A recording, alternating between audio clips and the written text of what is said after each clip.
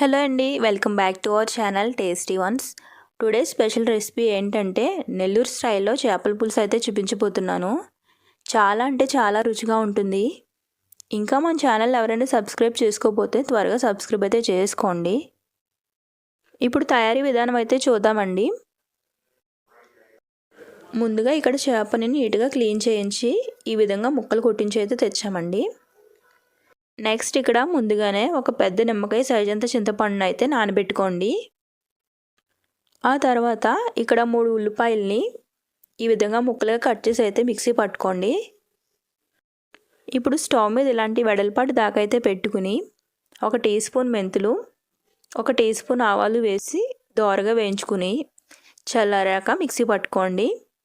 ఇప్పుడు అదే దాకలో 2 టీ స్పూన్ల నూనెని హీట్ చేసుకుని దానిలో 1 టీ స్పూన్ మెంతులు వేసి వేయించుకుని ఆ తర్వాత ముందుగా మిక్సీ పట్టుకున్న ఉల్లి ముద్దను కూడా వేసి ఇప్పుడు దానిలోనే 4 పచ్చిమిర్చి చీలికలను కూడా వేసి ఆ తర్వాత 1 టీ స్పూన్ పసుపు వేసి 10 నిమిషాల పాటు అయితే ఉల్లి ముద్దనంతా ఫ్రై చేసుకోండి. ఇక్కడ ఉల్లి ముద్ద ఫ్రై అయ్యేలోపు చేపల పులుసులోకి మసాలాను అయితే ప్రిపేర్ చేసుకుందాము. మిక్సీ జార్లోకి 2 టీ స్పూన్లు గసగసాలు, 1 టీ స్పూన్ జీలకర్ర, 1 టీ స్పూన్ ధనియాలు, కొంచెం వాటర్ వేసి ఫైన్గా పేస్ట్లా గ్రైండ్ చేసుకోండి. ఇక్కడ ఉల్లి ముద్ద ఈ విధంగా ఫ్రై అయిన తర్వాత 1 టీ స్పూన్ అల్లం వెల్లుల్లి పేస్ట్ వేసి మసాలా పేస్ట్ని 2 టీ స్పూన్లు వేసి ఈ మసాలాలంతా పచ్చివాసన పోయేంత వరకు వేయించండి. ఇప్పుడు దీనిలో 1 టీ స్పూన్ ఉప్పు లేదా రుచికి సరిపడా ఉప్పు వేసి ఒకసారి మొత్తం మిక్స్ చేసి ఆ తర్వాత 2 టమాటాలని ముక్కలుగా కట్ చేసి అయితే వేసి వేయించుకోండి. ఇప్పుడు మూత పెట్టి టమాటాలు మెత్తబడేంత వరకు మగ్గించుకుందాము.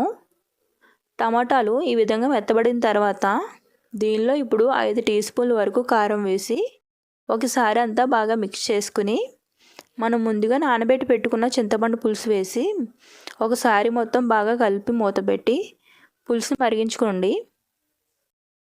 ఇక్కడ ఈ పులుసు మరుగుతున్న టైంలో చేప ముక్కల్ని ఒక్కొక్కటిగా వేసుకుని గరిటె పెట్టి తిప్పకుండా క్లాత్తో పట్టుకుని దాకని తిప్పుతూ కలపండి. గరిటె పెట్టి తిప్పినట్లయితే చేప ముక్కలు విరిగిపోతాయి.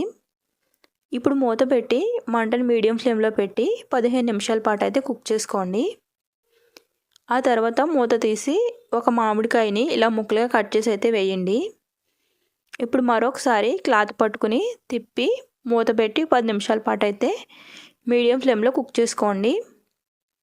10 నిమిషాలకి మామిడికాయ ముక్కలు బాగా కుక్ అవుతాయి. ఇప్పుడు మూత తీసి 1 టీ స్పూన్ మెంతులు, ఆవాల పొడి వేసి ఆ తర్వాత గుప్పెడు కొత్తిమీర కూడా వేసి స్టవ్ ఆఫ్ చేసుకుని దించేసుకోవడమే. ఇంతేనండి, మంచి టేస్టీ అండ్ స్పైసీగా నెల్లూరు చేపల పులుసు అయితే రెడీ అయిపోయింది.